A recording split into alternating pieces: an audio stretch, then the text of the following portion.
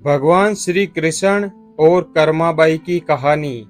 पौराणिक कथा के अनुसार कर्माबाई का जन्म राजस्थान के नागौर जिले की मकराना तहसील के कालवा गांव में जाट परिवार में हुआ था।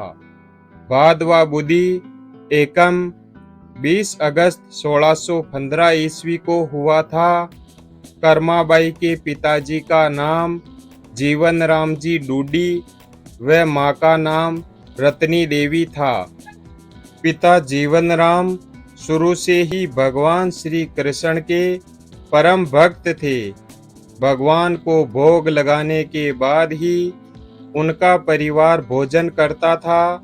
यह रोजाना का नियम था।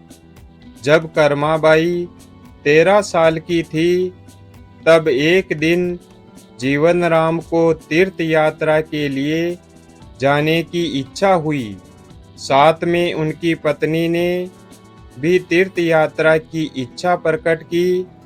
जीवन राम अपनी बेटी कर्माबाई को भी ले जाना चाहते थे, लेकिन समस्या यह थी कि अगर वो सब तीर्थ यात्रा जाते तो घर पर भगवान श्री कृष्ण को रोजाना भोग कौन लगाता। तब जीवन राम ने इस नित्य कर्म की जिम्मेदारी कर्माबाई को सौंपी और कहा कि देखो बेटी कर्मा, सुबह भगवान श्री कृष्ण को भोग लगाने के बाद ही तुम भोजन ग्रहण करना। कर्माबाई ने जवाब दिया कि ठीक है पिताजी।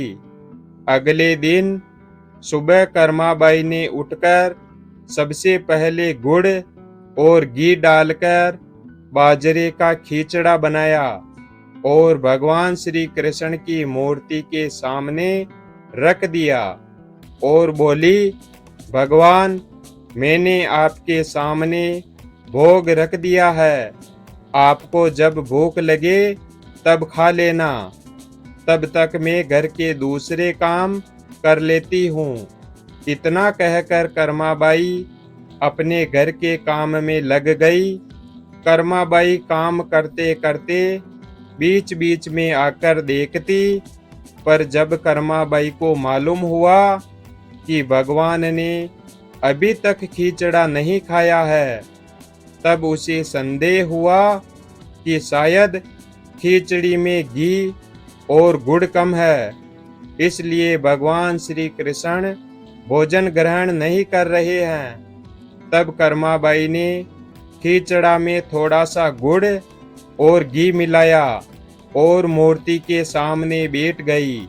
वह बोली, भगवान, मेरे पिताजी जब आपको भोजन खिलाते हैं तब तो आप खा लेते हो, तो अब क्यों नहीं खा रहे हो?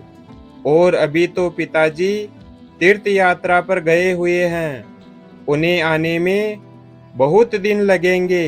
तब तक आपको भोग लगाने की जिम्मेदारी मुझे दी गई है, इसलिए जब तक आप भोजन नहीं करेंगे मैं भी कुछ नहीं खाऊंगी। इस तरह जिद पर अड़ी नन्ही सी कर्मा की प्यारी बातों से भगवान श्री कृष्ण का सिंहासन डोल गया और फिर मूर्ति से आवाज आई, बेटी कर्मा, तुमने पर्दा तो किया ही नहीं, तो मैं भोजन कैसे ग्रहण करूं? तब कर्माबाई ने मूर्ति के आगे अपनी चुनरी का पर्दा किया और कुछ ही समय में भगवान श्री कृष्ण की मूर्ति के सामने रखी खिचड़ी की थाली खाली हो गई। अब कर्मा रोज सुबह सबसे पहले भगवान श्री कृष्ण को बाजरे का खिचड़ा खिलाती और बाद में खुद भोजन ग्रहण करती।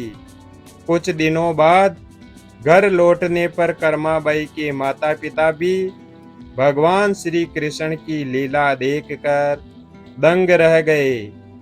इस तरह कर्माबाई भगवान श्री कृष्ण की अनन्य भक्त बन गई। अपने जीवन के अंतिम दिनों में कर्माबाई भगवान जगन्नाथ की नगरी जगन्नाथपुरी में एक कुटिया में बस गई थी। वहां पर एक दिन कर्माबाई की कुटिया के सामने एक तेजस्वी कांति वाला बालक आया और उसने कर्माबाई से कहा, मुझे भूख लगी है माँ, खाना खिला दो। उस वक्त कर्माबाई अपने भगवान श्री कृष्ण को खिचड़ा का भोग लगा रही थी। कर्माबाई ने उस बालक को भी खिचड़ा खिलाया। उसके बाद से वही बालक हर रोज कर्माबाई के हाथ का खिचड़ा खाने आता था। यह सिलसिला कई दिनों तक चलता रहा। वह बालक कोई और नहीं, स्वयं भगवान जगन्नाथ थे, क्योंकि जिस दिन कर्माबाई का देहांत हुआ था उस दिन भगवान जगन्नाथ की मूर्ति से आंखों में आंसू बह रहे थे। और उसी रात मंदिर के पुजारी के स्वप्न में भगवान जगन्नाथ आए और अपने दुखी होने का कारण बताया कि उनकी प्रिय भक्त कर्माबाई स्वर्ग लोक सिधार गई है। मैं रोज सुबह उसके हाथ की खिचड़ी खाता था, अब मुझे खिचड़ी कौन खिलाएगा। अगले दिन से मंदिर के पुजारियों ने निर्णय लिया, भगवान को रोज बाजरे के खिचड़ा को भोग लगेगा। तभी से पुरी में भगवान जगन्नाथ को सर्वप्रथम कर्माबाई की खिचड़ी का ही भोग लगाने की परंपरा है और वहां के द्वार सभी के लिए खुले हैं। वीडियो अगर पसंद आया हो तो वीडियो को लाइक और चैनल को सब्सक्राइब करें और अपने दोस्तों के साथ शेयर करें और कमेंट बॉक्स में जय श्री कृष्णा अवश्य लिखें। धन्यवाद।